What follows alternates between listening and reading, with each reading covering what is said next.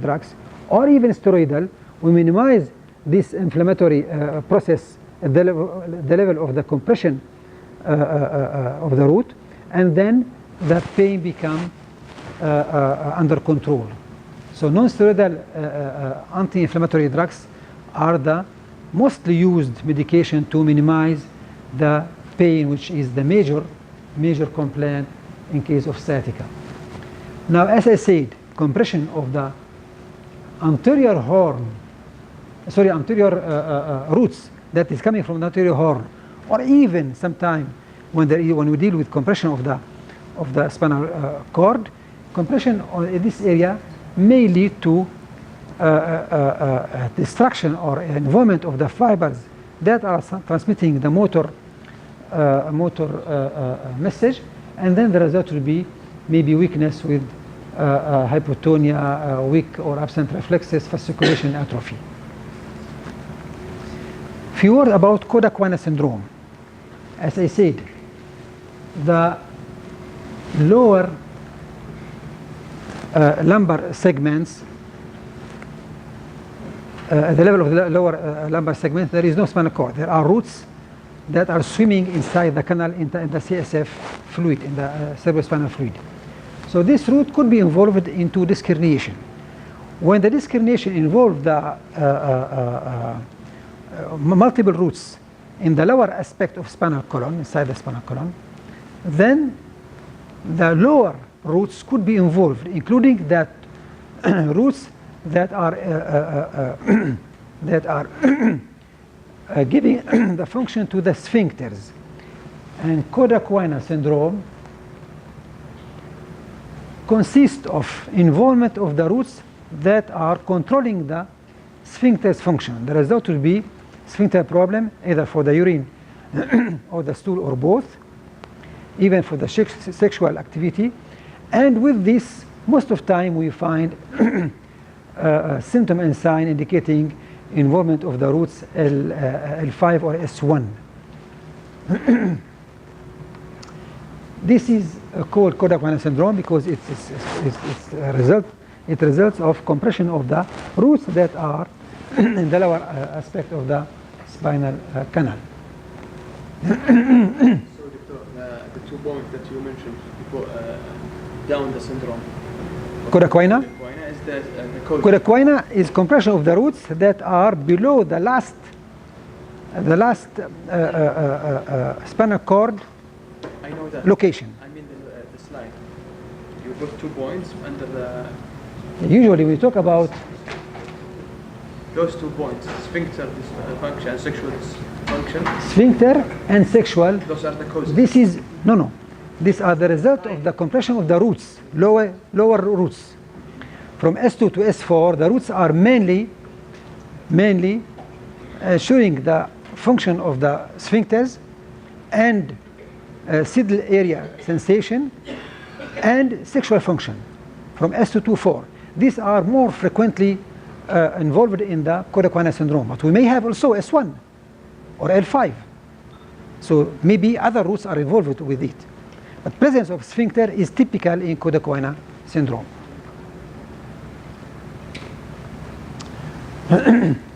So as I said initially, when there is cervical spinal herniation, spinal disc herniation at the cervical level, we may deal with cord syndrome, spinal cord syndrome, with maybe tetraparesis or even tetraplegia.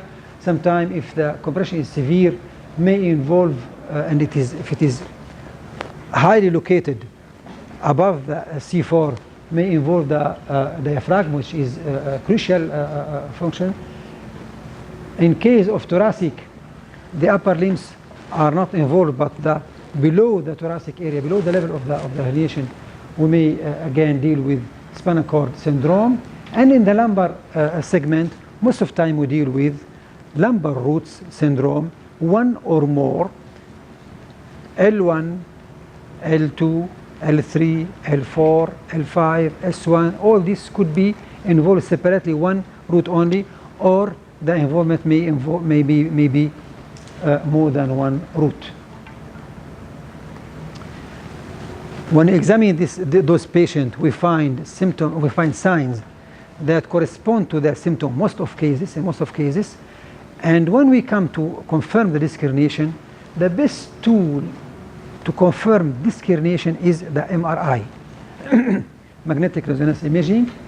The CT scan has been used in the past before the era of MRI. Actually, we don't accept to do CT scan for disc herniation because the soft tissue that is disc herniation, the disc itself, are not well seen on the CT scan. CT scan is good to show the bone, calcified structure like the bone, but is having poor effect in showing the soft tissue. That's why MRI is the best investigation for the disc herniations. And neurophysiology may help us to confirm the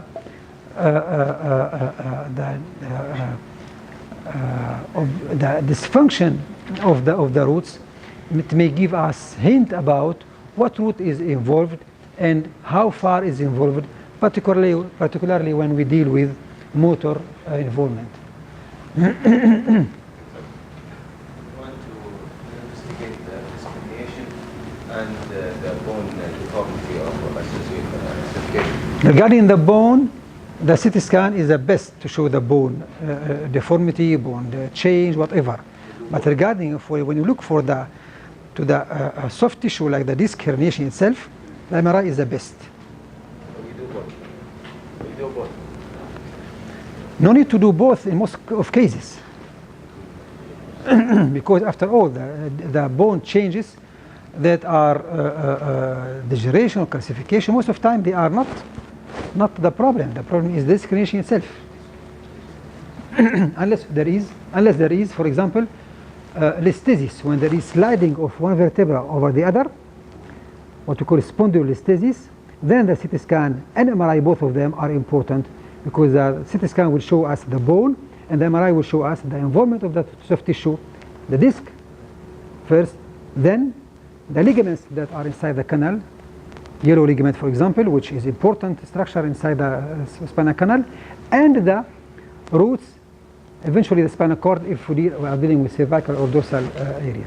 So the MRI is in this condition superior to the CT scan to show how far are the soft tissues involved by the change, while the CT scan will show better the bone.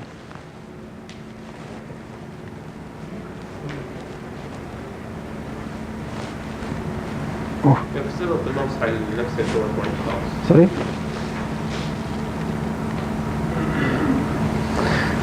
Now, how we treat the patient with disc herniation, in the majority of cases, the people improve spontaneously after rest. We may give them painkillers if they are suffering. In case of one single complaint, pain. When we deal with other sensation modality symptoms, then painkillers are not effective. So painkiller, acetaminophen or paracetamol, is having some effectiveness, but it's weak. Non-steroidal anti-inflammatory drugs are having better effect. Eventually steroid, but with steroid we don't use because of the side effect of steroid. And these are good to control the pain. But when we when we come to treat or to deal with other sensory symptom and sign like paresthesia, like electrical light discharge or electrical light sensation, these painkillers are less effective unless they are minimizing the inflammation process and improving the symptoms through the relief of the inflammation effect. When we deal with paresthesia or electricity-like feeling, then other medication, including the anti-epileptics, Tegretol or carbamazepine, or recently the pregabalin or gabapentin, etc. So these medications are more effective on the paresthesia and tingling or electrical-like feeling. So medically, rest, warming of the spinal area that is site of the problem may help. painkillers. Muscle relaxant could have good effectiveness when there is a reaction at the level of the paraspinal muscles by spasm. Most of the time when we deal with this herniation, there is spasm of the paraspinal muscles that is complicating the complaint of the patient. So muscle relaxant may help in this condition to decrease the severity of the pain. We can give locally injection of anesthesia drugs, or even steroid to obtain more effective effective relief of the pain. And physiotherapy in some cases is useful. It allows better improvement together with the painkillers. We think about surgery when there is risk of damage of the nerve fibers, roots or nerve, whatever. When there is risk of compression of spinal cord, then surgery becomes indicated, and we remove the compressing effect on the roots or on the spinal cord through surgery. Eventually, we can fix the spinal column to minimize the risk of recurrence of the herniation in the future.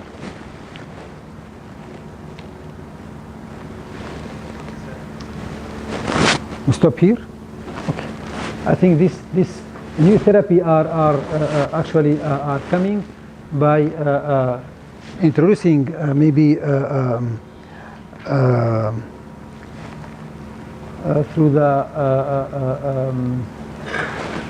microscopic intervention or endoscopic procedures. We can introduce a catheter, and we can have some possibility to minimize the consequence of this herniation. But these are still under research protocols. Until now, direct surgery, eventually the endoscopic surgery. More and more we do endoscopic surgery to avoid opening the spinal column, because when we operate a patient with this herniation directly, we have to remove piece of the posterior arch of the vertebrae to have the access to this herniation itself. By endoscopy, we may prevent this kind of opening of the spinal column. This is reference, good reference if you are interested, very good reference, particularly treating the pathophysiology of the disc herniation and the consequences of it, if you are interested. Okay? Allah.